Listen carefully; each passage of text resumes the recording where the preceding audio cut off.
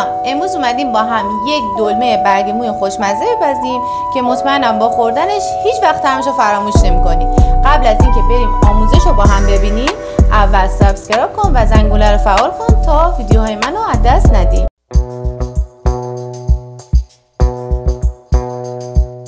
مواد لازم برای 4 نفر: 1 پیمانه لپه، 1 پیمانه برنج، برگ من به مقدار لازم، 200 گرم گوشت چرخ کرده، 1 عدد پیاز، 4 قاشق رب گوجه فرنگی، ادویه‌هامونم آویشن، زردچوبه، نمک و فلفل و مقداری سرکه.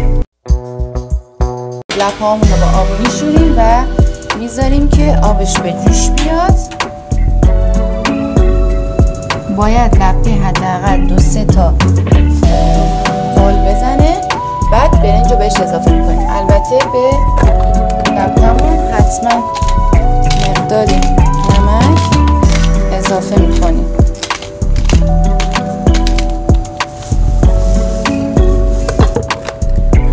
جوش بیاد برنج رو بهش اضافه کنیم. خب همینطور که میبینید برنج و لپه نیم پز شده.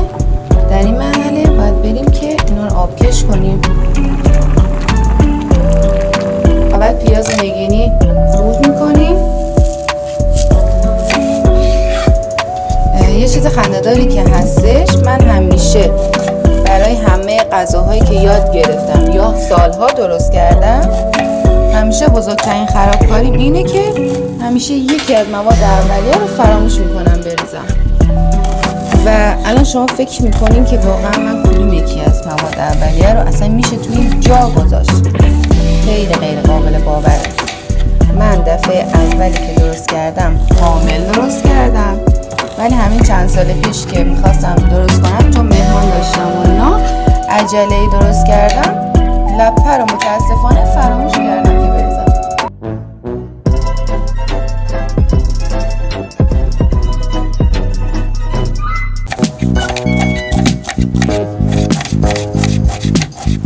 خب وقتی پیازا رو نگینی کردیم، مقدار روغن داخل مایتابه میریزیم.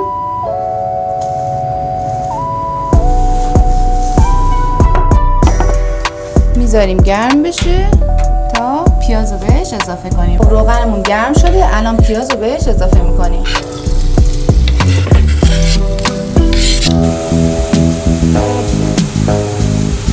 پیاز اون وقتی طلایی شد زیر شعله رو خاموش میکنیم و گوشت بهش اضافه میکنیم و اول قشنگ با پیاز مخلوطش میکنیم که قشنگ دونه دونه بشه گوشت و تیکه تیکه نشه.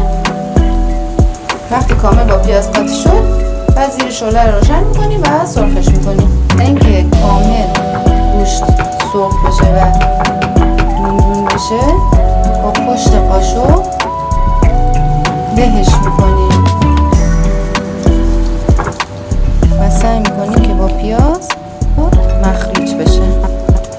وقتی گوشتا سرخ شد، وقت ادویه آویشن و زردچوبه،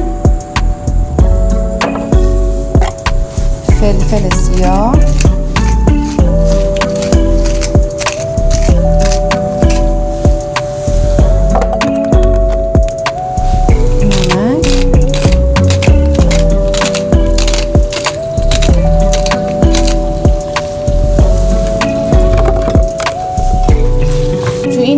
از این 4 قاشق رو به گوجه فرنگیمون رو 2 قاشقش رو به گوشتمون اضافه میکنیم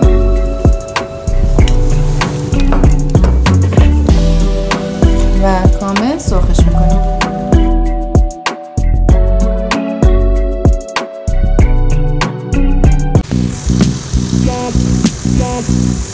گوشتمون سرخ شد، الان وقتشه که زیر گاز خاموش میکنیم و برنج و لپه‌مون رو بهش اضافه میکنیم و مواد کامل با هم مخلوط میکنیم.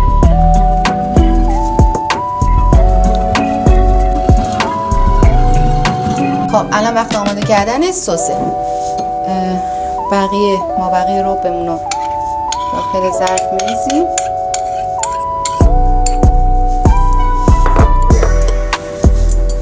یه لیوان آب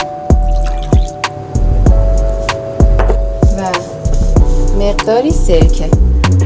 اگه سرکه دوست ندارین یا حساسیت دارین هرچی، آبلیمو هم میتونین اضافه کنین، ولی سرکه خوش طعم‌ترش میکنه.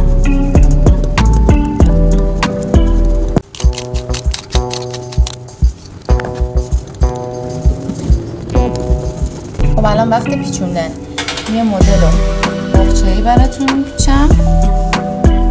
بخچه‌ای کافیه یک قاشق مواد رو بذارین داخل برگ و اطراف برگ رو به داخل بپیچونین و بذارین داخل ماهیتابه. و یک مدل هم براتون اگر میخواین سیگاری و باریک بپیچین، مواد کمتری داخل برگ میذارین، برگ رو از اون طرف به داخل میپیچین و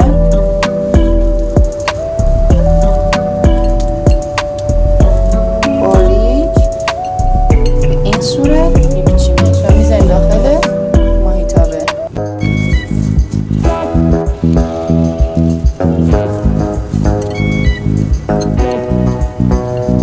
همونطور که میبینین این برگا به حالت بخچه‌ای پیچوندن و کاملا فشرده کنار هم میذاریم، بینشون فاصله نمیذاریم چون در حال جوشیدن برگا باز میشه. همونطور که گفتم دلمه‌هامون رو به صورت بخچه‌ای پیچوندیم و الان وقت اضافه کردن سسشه.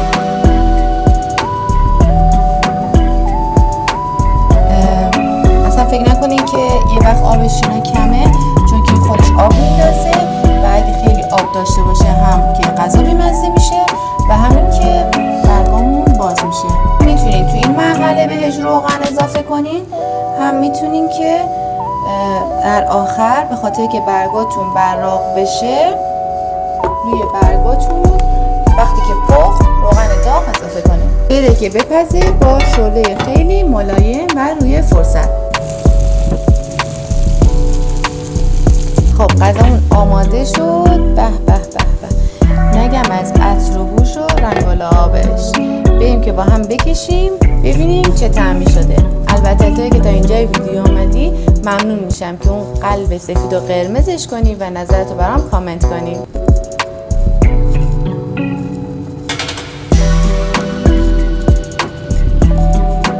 خب غذامون آماده شد، حالا با هم بریم این خوشمزه رو بچشیم.